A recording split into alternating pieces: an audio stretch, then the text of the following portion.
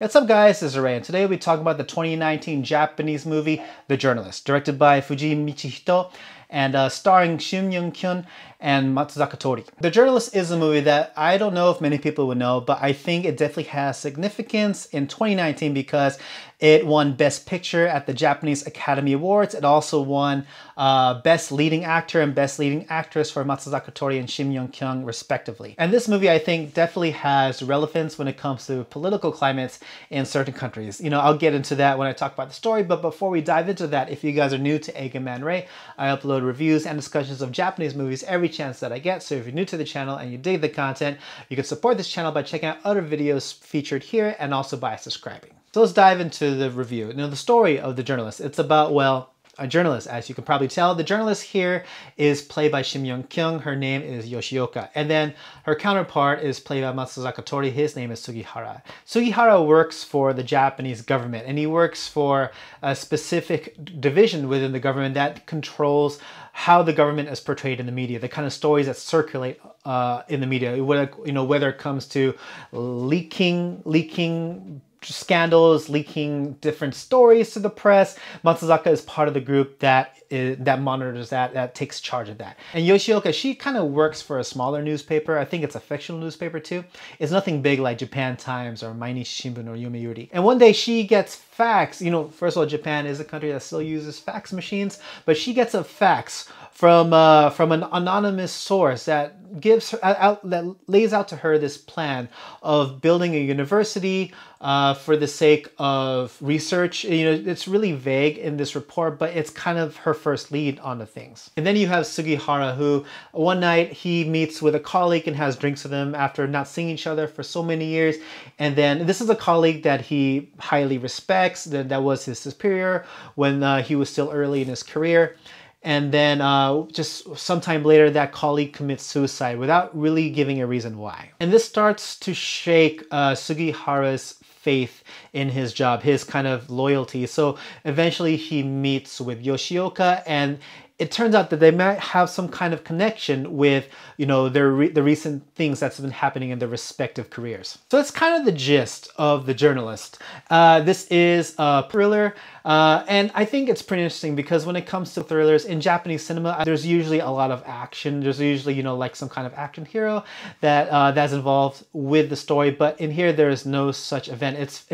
Because of that, you know, starting with the positives of The Journalist, the characters feel very grounded because it doesn't dive into any kind of action tropes. It is a 100% thriller mystery with a lot of twists and turns along the way. And this movie does a great job at building tension, whether it be from, you know, the performances of the actors. You know, I think Matsuzaka Tori was definitely the standout of the movie. He did an excellent job, as he usually does. Matsuzaka Tori is one of my go-to actors when it comes to choosing movies to watch on any given day.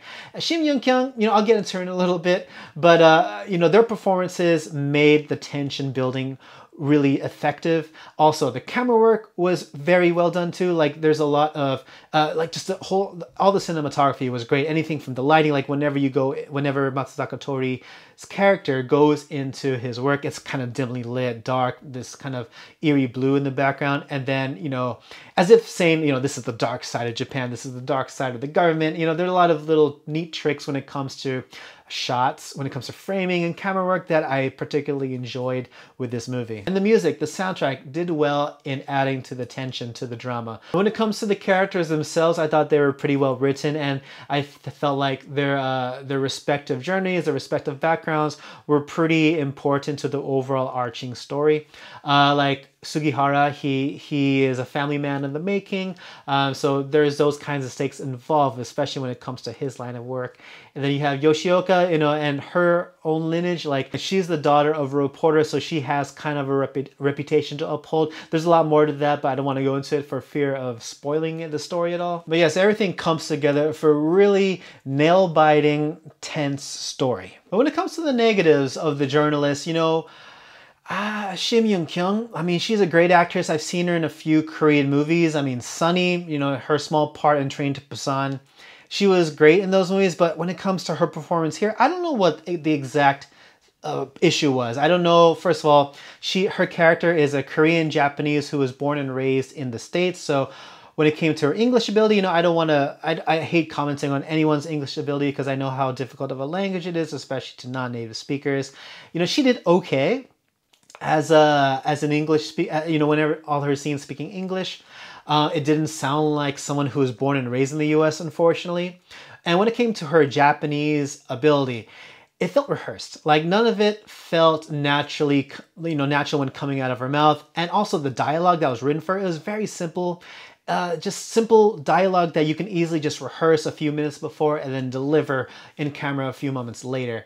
So I don't know if she is 100% deserving of that Best Actress award. This is just my opinion. You know, you guys might have something, another differing opinion, but for me, yeah, she was probably the weakest point of this movie. I think she could have done a better job, but I don't know. It was just, there was something involved with her dialogue and her delivering of it. But overall, what do I have to say about The Journalist? You know, I thought it was a great movie. I don't know if it's deserving of the Best Picture award at the Japanese Academy Awards, but that's just my opinion. I mean, personally, out of all the nominees, I would have voted for Fly Me to the Saitama because I absolutely love that movie. That movie actually got nominated for the most awards at this year's Japanese Academy Awards. But The Journalist, you know, I still think it's worth watching, especially if you're a fan of thrillers. And like I said, this movie doesn't dive into any kind of action movie tropes. There is a lot of good moments of tension, a lot of good moments of drama.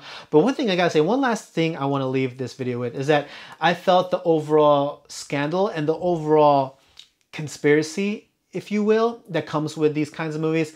I thought it was too large for the scope of what the this story and what the characters have to go through. I felt it was too large for it. And I think because of that, the ending kind of felt incomplete. I won't exactly spoil why, but I just want to add that here because I just remembered it, and I want to add that to my list of negatives of that. Yeah, the whole entire scandal, the whole entire mystery, eventually I felt that it was too big in terms of scope for this story. I think they could probably flesh it out more with a sequel, but I think for where it ended, the finished product, I think The Journalist kind of is like maybe 80% complete. I still recommend to watch it because, like I said, it does have fine moments of drama and fine moments of tension. Anyways, yes, those are my thoughts on The Journalist. What did you guys think? Please let me know in the comment section below. Don't forget to leave a like, share, and subscribe. Follow me on all the social media channels. And if you really dig the content, you can always hit the notification bell to get notified every time I upload a new video. And also check out my Patreon page so you can see how you can contribute to support this channel even more. But anyways, yes, that's about it for me, guys. And as always, everyone, thank you so much for watching. Thank you so much to my patrons over at Patreon for keeping this channel alive and supporting me in anything and everything that I do. And I'll catch you all again in the next video. Take it easy.